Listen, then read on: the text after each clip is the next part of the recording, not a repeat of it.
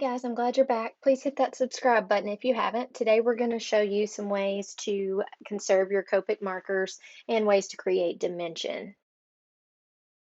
Okay, so you'll see I've got three markers laying here. I ended up using only two because I wanted to create this with as much dimension as possible, but I felt like the lightest green marker just didn't help. So I decided to go in with a gray, which I'll show you in a few minutes. But what I wanted to do is Copic coloring takes me a very long time. I am in no way an expert at doing this, but I have come up with a few different ways that I kind of think are little hacks that may help you do it faster and still make it look very professional, especially when you're doing such a big area like this. I would much prefer to do something like distress ink and blend some inks in here, but there's just something to be said for the amount and the different shades of color that you can get with Copics. They are great markers and they're very forgiving.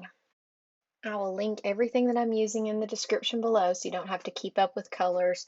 This is a request from my mother-in-law to create John Deere colors on a pickup truck for a friend of hers. So we will be focusing on those colors. One thing that tends to cause problems for me with Copics is that I can't have every single color. They are $8 each and there's hundreds of colors.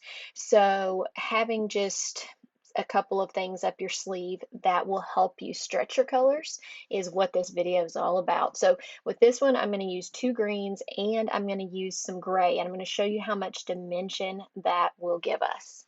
Before I bring in the gray, I want to get most of my green colored. So I started with my dark marker, just adding in where I thought I wanted my shadows to be. Started that at the very beginning, and then you fill in with your midtone.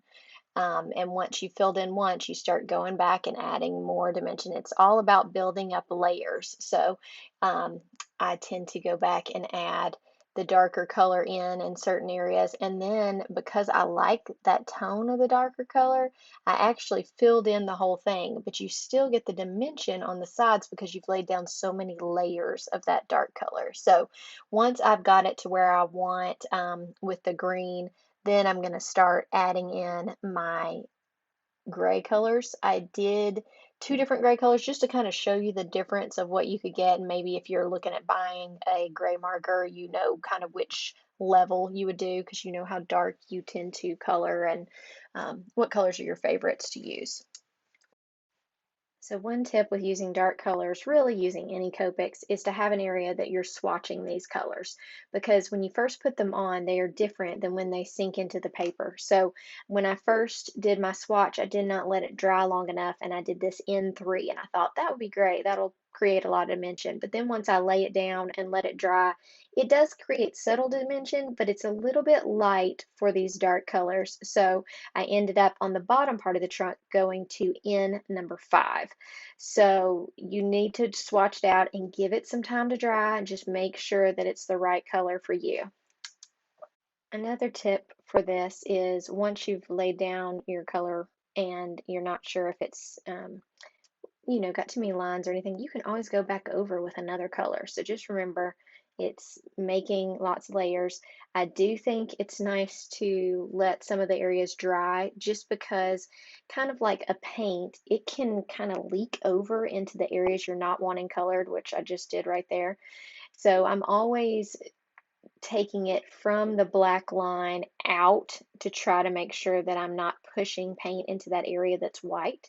Just remember that. Just think of it like you've got paint on your brush and you're pushing it somewhere. You use this same philosophy when you're using the colorless blender to clean that up. You're pushing back towards where you want the color, and you don't want to let this sit here a long time because as it wets the paper, it's going to remove the paint or whatever it's touching as it leaks through it. So when you're using the colorless blender, you're pushing it the way that you want the paint to go, so back towards its other color.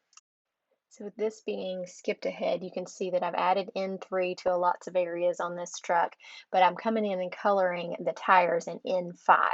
And I think that's when I got the idea maybe I should add a little bit darker dimension and see what this does. I use C9 to do my lines on the tires. I don't have a darker N color than N5, so I just thought I'd come in with this because it's so close to black. I figured it would match. And I love making lines on tires. I just think that extra detail makes this truck look so cool. So don't forget that you can add little dots, you can add dashes, you can do all kinds of things in your Copic coloring. And if you don't like it, you can color over it and probably get it to go away. So I told you I was going to use a couple different details. This is a chrome marker that Jennifer McGuire has used in her videos, and I really like it. I don't think it's as obvious on this unless you're looking very closely what it is. So photos don't do the chrome justice. So I thought on my next truck, I would show you ways to make those look a little bit darker and maybe look more like chrome in a picture by using glossy accents and some darker gray color underneath it. So I'll briefly show you adding the N5. You'll see how this looks against this dark color. Not bad. I really thought it was going to be too dark, but when I added it on the dark, it just looks awesome. So I ended up kind of going back and adding it everywhere. You do need to run your green over that to make it blend in and not look like little dots. Part of these are wet, so I probably didn't have to do that where the truck was still pretty wet, but I did anyway just to be on the safe side, and it really makes it look great. I'll show you the final picture. Okay, so here I'll pull up a freeze frame and show you the final picture. Of course, I'll take some great pictures and show you at the end everything all finished, but just look at that dimension on the tailgate, and I love it. I think that looks just amazing. So I hope y'all like it too. So with this one, we're going to color this truck with one color and a colorless marker. And let's see and compare our dimension. Obviously, our one with lots of colors is going to look better, but this is going to be a quick way. I timed it. This took me half the time that the other did. I am coloring a tailgate up here because when I was stamping with this, somehow I got ink on the tailgate, and this comes with pieces for the tailgate. So I just decided I was going to keep my stamped image. I did not want to waste this much paper, and I would just cover up that tailgate. So I'm going to color that, and I'm going to speed all this up so that you see the dimension at the end, and you can compare the two trucks and see what you think. At this point, I'm jumping to, I've got the tailgate completely covered, and I'm going over it with this colorless blender, and you'll see how it immediately makes that center part lighter. It's streaky, but you can go back over it with the color and that area is still going to stay lighter. So I'll skip ahead again so that we're not boring you to death, but I want you to pay attention to that area. And of course, I'll do the same thing in the mid areas of this truck. So this part will show you me adding the colorless blender to little areas in the truck that I think should be highlighted. Takes a second for you to see what they're going to do, so y'all go over it a couple times to get it to the lightness that I want. And then after that, I'm going to cover with the green marker again, and I can repeat this as many times as I want. Okay, here's the comparison of the two. The one on the left, I used the N5 to create those shadows on the tailgate and underneath areas that seemed like they needed a shadow. The one on the right, I used the colorless blender. Definitely streakier with the colorless blender. I also didn't do as many layers of green on this one because I know that I'm going to put some things on this tailgate that I believe are going to take some of that space. So I don't want to waste my time doing that until I know what's covered up. We talked at the beginning about adding some details, and I'm going to show you the comparison of coloring with Copics versus using colored Nuvo drops. So I'm going to use these colored red Nuvo drops on the one that I've painted the chrome with the marker. You just want to be careful. I always kind of test it on that area up at the top just to make sure it's not going to have an air bubble or something like that. But these look really cute. I don't think you can tell much difference in this versus coloring it with red and using glossy accents. Glossy accents is very versatile because you can make it any color you want to as long as you've got some colored markers or something underneath it. So on this one, I did the glossy accents on the tail lights. I did the glossy accents on both mirrors and the rear view mirror, and we'll see what those look like compared in just a minute.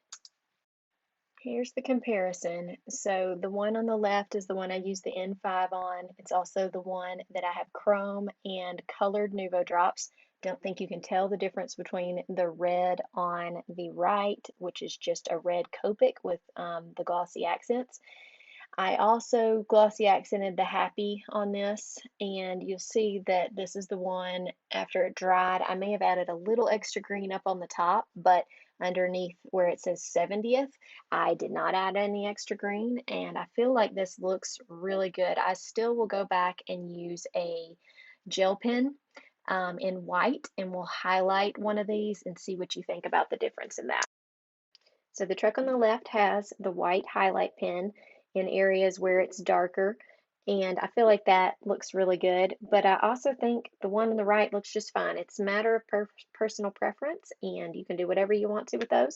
If you get time, please subscribe to my channel and hit the like button. If you made it this far, I appreciate it so much, and I hope you'll check out some of my other videos. Thanks, guys. Have a good day.